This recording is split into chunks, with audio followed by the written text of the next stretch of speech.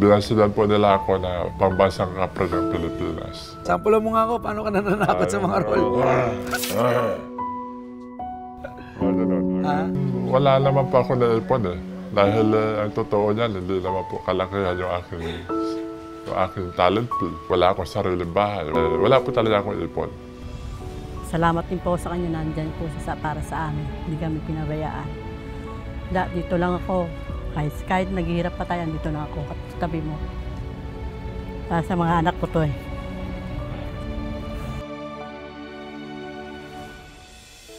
Nandito po tayo sa Quezon City Circle para na naman sa isang panibagong episode ng Dear SB. Pambihira po ang ating episode ngayon dahil makakakilala tayo ng isang pambihirang individual. Sinabi kong pambihira dahil mahigit 7 feet ang kanyang tangkad at minsan nasisindak sa kanya mga tao dahil sa laki niya. Siya po si Raul Dilio o mas kilala sa tawag na Kapre dahil sa mga ginampanan niyang role sa mga pelikula. Pero sa kabila nito ay gentle giant at soft-spoken po si Raul. Isang mapagmahal na ama at talagang nagsusumikap para may taguyod ang kanyang pamilya. Sumasideline din siya bilang artista sa iba't ibang pelikula at nagbebenta na siya ngayon ng longganisa. Tara, kilalanin natin ang gentle giant na si Raul. Ako si SB, Sam Versosa. Lumaki sa hirap, nag-aral at nagsumikap. Kaya ngayon, nais kong ibalik ang oportunidad at pag-asa sa mga taong nangangailangan at nangangarap magbago ang buhay.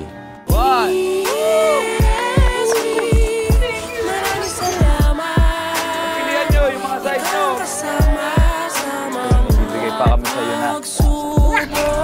Ako si SB, Sam Versosa.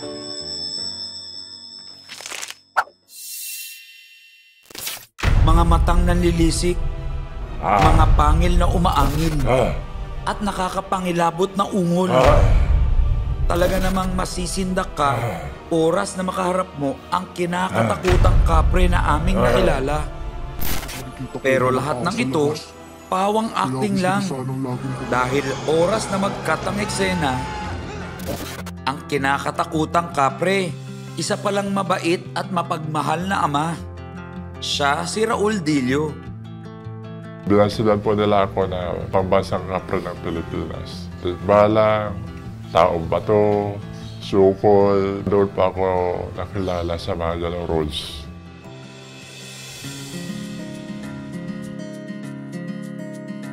Kumusta ka, Raul? Ako si SB. Ay, sir. Sam Versosa. Ayaw po. Pwede ka pang tumayo para makita ako gano'n ka katangkad. Opo, pwede Sige po. nga. Opo. Wow! Ang laki mo! 7'3" po. Ano ba yung height mo? 7'3", sir. 7'3". Opo. Grabe. Opo. Sige, Raul, okay lang. Makipo ako sa'yo, ha? Pantay tayo. Opo, opo. Ha? Opo. Kamusta ka? Marami pang subok, pero lumalaban po tayo. Talaga? Opo. Tangkad mong yan, naging basketball player ka rin ba? Naglaro po ako, sir, pero hindi po tayo pinalan para makapasok sa pro. Dito naman po akalain na malusyobre ako sa showbiz. Hindi kailanman pinangarap ni Raul na maging artista. Ang tanging gusto niya lang noon ay makalayo sa buhay na kinamulatan. Farmers yung aking magulang. Pangarap ko noon ng bata pa ako ay sana ay paglaki ko ay hindi masasaka ang... Sabi ko sana balang araw ay maiba naman. Sa pagnanais na matakasan ang kahirapan sa probinsya, naglayas at nagpalaboy-laboy si Raul. At nang mapadpad siya sa Maynila, sinubukan niya ang kanyang kapalaran bilang isang basketbolista. Pero hindi ito tinakda sa kanya ng tadhana.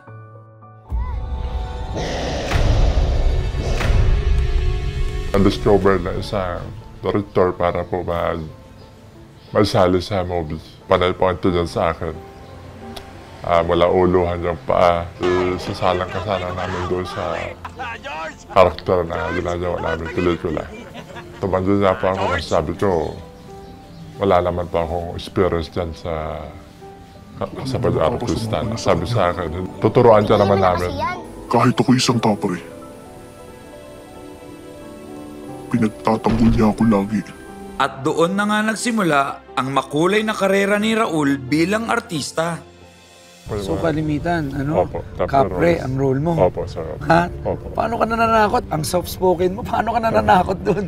Siguro po dahil din sa karakter, sa prostitute, at talagang dinadala yung aking laki.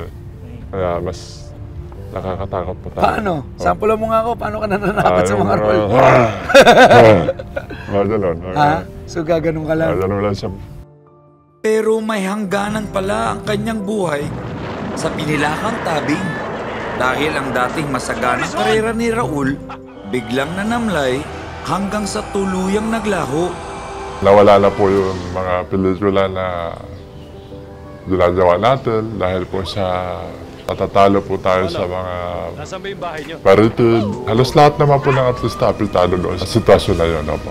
Pero ang mas ikinalulungkot ni Raul, Wala naman po ako naipon eh. Dahil ang totoo niyan, hindi naman po kalakihan yung aking talent pool. Ang totoo nga po, wala akong sariling bahay. Wala po talaga akong ipon. Wala nga po akong na-invest na naman. Wala po talaga siya. Pero alam mo, Raul, sa sandaling panahon na nakikilala kita ngayon, Opo. hindi ka naman nakakatakot. Actually, mas soft-spoken ka pa kaysa sa akin at karamihan ng mga Pilipino. Kumbaga, bilang isang Pilipino, nandun po tayo sa paggalang, sa ating kapwa. Kumbaga, siguro lang, may mga tao lang po siguro na mas ulan lang tinitingnan yung anyo ng tao kaysa paloob ng tao. Opo. Tama. Kaya nga, alam nyo, minsan, hindi nyo talaga pwedeng i-judge yung isang tao Opo. base sa kanyang anyo. Tama Kasi po. ngayon, nakikita nyo, mararamdaman mo eh. Opo. Kahit sa laki ni Raul, mararamdaman mo sa boses niya, sa pananalita niya na ang bait-bait ni Raul. Salamat sir. Marami pong nagsabi sa akin na mag-vlog ka na. At paano, makatulong din sa'yo. Doon pa ako nag-umpisa. So, binablog mo yung pagtitinda mo Opo. ng longganisa? Yung nakita ko nag-viral eh, no? Opo, yung umabot yata ng 17 million. Hanga ako sa'yo, Raul. Hanga Salamat ako sa'yo. sir. Salamat po.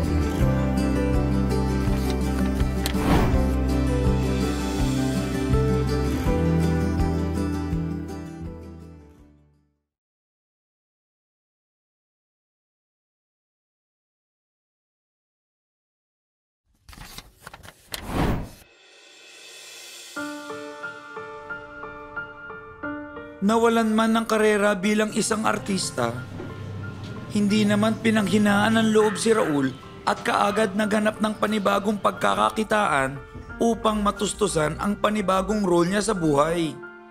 Ang pagiging mapagmahal na asawa at ama. Pumasok muna ako bilang isang mga trabahador. Nag-apply ako sa mga ganitong trabaho para lang itawid yung pamilya ko. Naging teacher na isang ganitong resorts. Nag-helper po ako sa isang storage sa Manila. At nung balang huli, naisip ko na mag-isip ng sariling hanap buhay na pwede pagkakitaan pagtawid sa pamilya.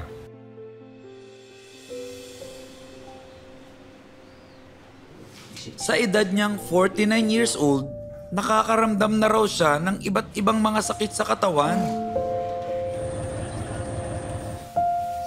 Kaya naman, minabuti na niyang magnegosyo para mas hawak niya ang sarili niyang oras at kalusugan. Ito po nung siya, sinama ko po ito sa pagtitinda nung ako'y madalas lang magkakasakit.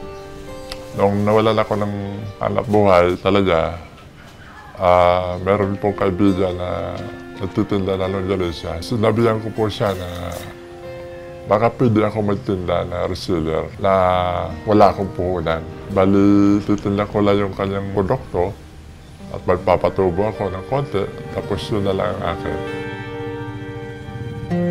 At nabigyan naman po tayo ng pagkakataon para magtinda. Pero kung inaakala ni Raul na tapos na ang kanyang panahon bilang isang on-screen talent, bigla naman siyang napadpad sa mundo ng pagbablog. Bagay na nagbalik buhay at kulay muli sa kanyang karera bilang isang artista.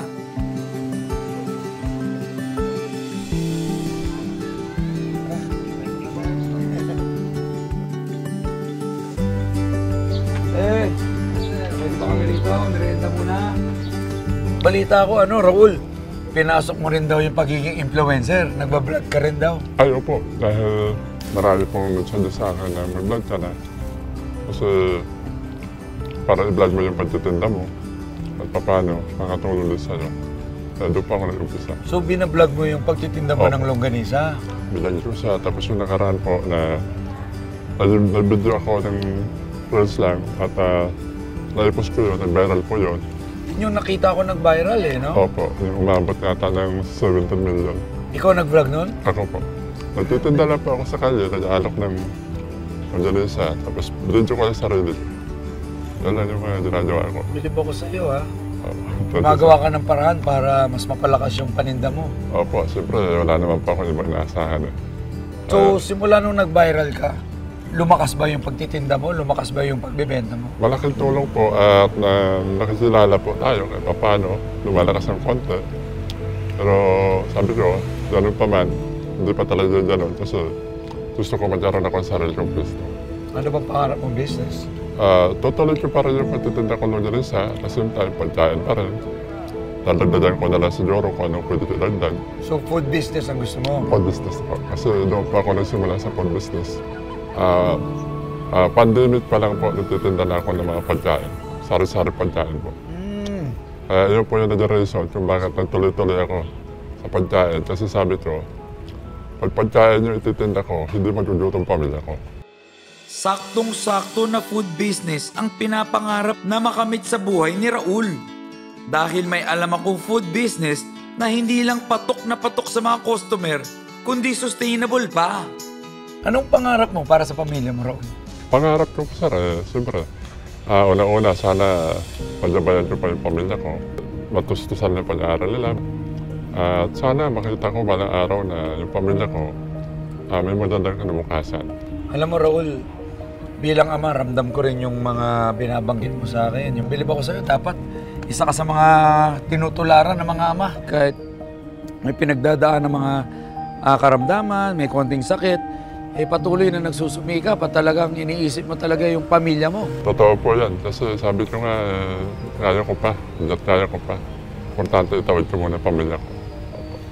Yan lang po sa akin. Hanga ako sa'yo, Raul. Hanga Salamat, ako sa'yo. sir. Salamat po. So much po. Salamat. Ito po. Salamat sa pagkakataon na to, ha, Raul, para Salamat makilala kita. Huwag na natin patagalin ang mga handog nating biyaya para kay Raul. Pero bago yun, may isang espesyal na tao muna ang sumurpresa sa kanya. Hello po. Kamusta? Ako po si SB. Ako po si Sam LB. Versosa. Kamusta po kayo? Okay lang po. Ano masasabi niyo kay Raul? Napakabait niya.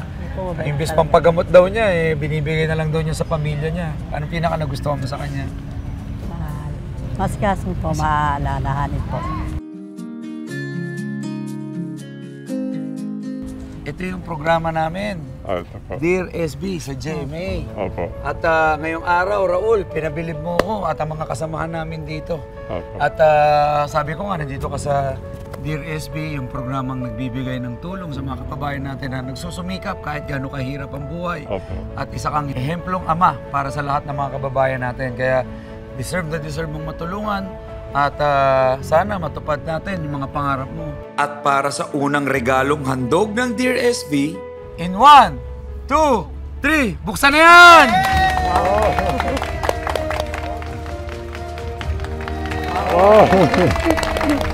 Ang Show Maynila franchise business. Yan ang regalo namin para sa iyo, Salamat, sir. Raul, at sa iyong Salamat, pamilya, salamat. Grace. Salamat po. Ito, lapit kayo dito. Thank you po. Thank you. Maraming salamat, sir. Wow. Ito po, sarili nyo ng franchise business. Wow, thank you Kompleto po. na yan, ha? Tuturuan ka namin paano magnegosyo. Wow. Yan. siomai. Masasarap na siomai, Siomai. malalaki, Opo. may kasama ng drinks. Lahat ng kailangan nyo, ituturo ko na rin. Salamat, yung sir. supplies, Opo. paano patakbuhin, paano Opo. mag-pricing. Wow. Alam Salamat mo, po. itong Show Maynila na to, marami nang kumikita dito. Wow. Araw-araw kumikita sila, naaahon nila yung sarili nila sa kahirapan, Opo. nakakatulong sa pag-aaral ng mga Opo. anak nila. At yun, may pang araw-araw na kayong tulong. Pwede nyo ipeso to sa harapan ng bahay nyo. Opo, opo. Tama po. Tingnan nyo, oh. Ganda. Punta ka dito. Thank you, sir. Thank you. Maraming salamat po. Maraming salamat. Practice.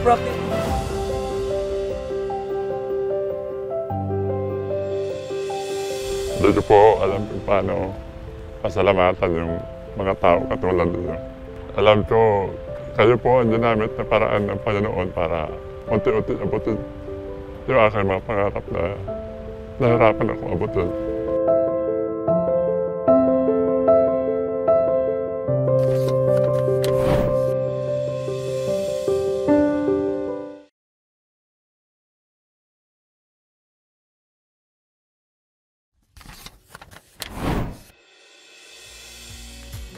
In 1, 2, 3, buksan na yan! Ang Show Maynila franchise business. Ano masasabi mo, Grace? Masaya po. Ha? Nagbebenta ka rin ba? Opo. Ayun, gusto ko po sabi ko sa kanya po, magtinda tayo ng siomay. Ah, naisip mo na to? Opo, sabi ko mag-siomay tayo. Samahan po namin ng rice po.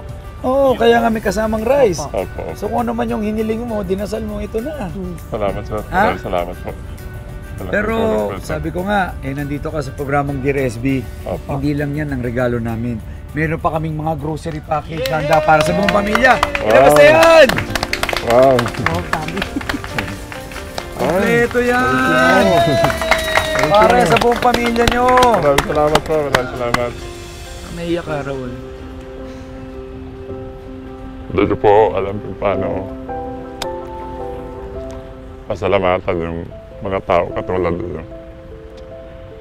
Alam ko, kayo po ang ginamit na paraan ng Panginoon para unti-unti abutin yung aking mga pangarap na nahirapan ako abutin.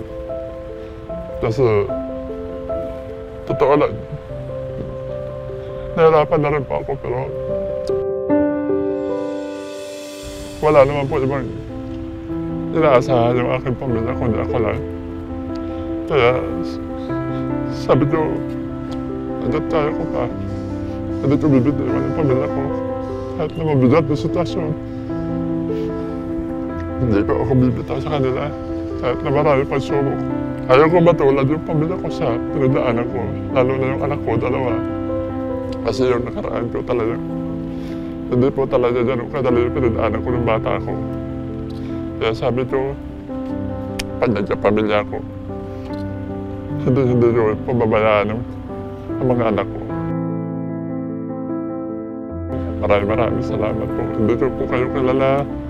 Bahala na po doon sa inyo. Salamat din po sa kanya, nandyan po siya para sa amin. Hindi kami pinabayaan. Dito lang ako. Kahit naghihirap pa tayo, dito na ako. Sa tabi mo. Para sa mga anak ko to eh. Lahat po kasi ginagawa niya para sa amin. Salamat nandiyan ka para sa amin mag-ina. Hindi ko akalain na sobra-sobra pala ang sayang naramdaman ng mag-asawang Dilio dahil sa aking mga inihandog na regalo. Lalo na kay Raul na sa kabila ng matapang at nakakasindak na kanyuan ay pusong mamundin pala. Tunay nga siyang gentle giant. Huwag na kayo umiyak. Alam nyo, yung kwento ninyo ay sa tingin ko maraming may inspire sa pagmamahalan nyo, sa pagsusumikap nyo bilang isang pamilya. Ang importante, buong pamilya nyo. Yes, sir. Importante, nagtutulungan kayo. Narinig ko yung mga hiling mo, Raul. Kaya nga, hindi lang to ang ireregalo ko sa'yo ngayong araw. Sabi mo, gusto mong mapagamot ka. Opo. Ibibigay ko sa yan. Magbibigay na rin ako sa iyo ng pampacheck up mo at pambili mo sa lahat ng mga gamot mo. Okay? Ha? Akong bahala sa iyo. Pumunta sa kahit anong ospital, sagot ko na yan. Ha? Salamat. Salamat po. Pero di pa dyan nagtatapos ang mga handog na biyaya natin para kay Raul. Bago ko umalis, ito tradisyon namin sa Dear SB. Mag-iiwan pa ako ng konting pampasaya para sa iyo at sa iyong pamilya. Hindi ko nasasabihin, pero ibubulong ko na lang ha. Titingkayad na lang ako sa iyo at bubulong ko ha. Mag-iiwan pa ako sa iyo ng... Wow! Ha? Salamat. Okay ba yun? Uy! Salamat po. Salamat po. Maraming salamat. Salamat po. Kailan Diyos. Salamat kailan Diyos. Wala nga naman, Raul. Salamat po. Thank you po. Salamat din. Salamat. Salamat. Salamat po. Welcome, welcome. Welcome sa inyo, ha? Salamat, sir. Mamaya akong bahala sa inyo, ha? Salamat po. Pinatunayan sa atin lahat ngayong araw ni Raul na hindi sukatan ng ating katauhan ang ating panlabas na kaanyuan. Nakahon man siya sa pagiging isang kapre, tikbalang, o ano pa mang nakakatakot na halimaw dahil sa kanyang angking tangkad, hindi naman may tatanggi ang kanyang busilak na kalooban at pusong mapagmahal. Wala naman po ibang inaasahan ng aking pamilya kundi ako lang. Kaya sabi niyo, andyan tayo ko pa. Hindi ko bibitiwan ang pamilya ko. Kahit na mabigat na sitwasyon. Hindi ko ako bibitaw sa kanila. Kahit na marami pang sumok. Na isa lamang din siyang tao. Maraming salamat po. Hindi ko po kayo kilala. Bahala na po ano sa inyo. Isang ama na hindi humihinto hanggat hindi na ibibigay ang magandang kinabukasan para sa kanyang pamilya. Buksan na yan! Wow! Ang Show Maynila franchise business. Salamat, Dear SB!